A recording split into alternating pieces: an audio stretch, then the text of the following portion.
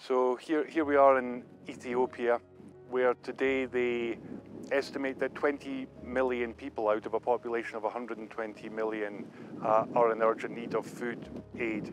The need is particularly acute here in Tigray, which has also just suffered this appalling war.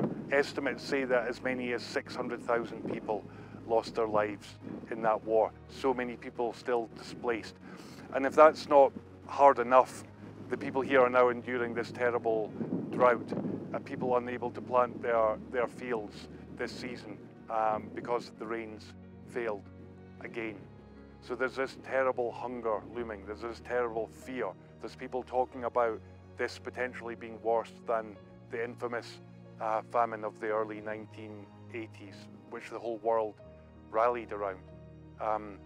So I can hardly think of a context in which Mary's meals would be more desperately needed. To go to schools like this one that I'm speaking in that are without school meals, where so many children are currently dropping out because of hunger.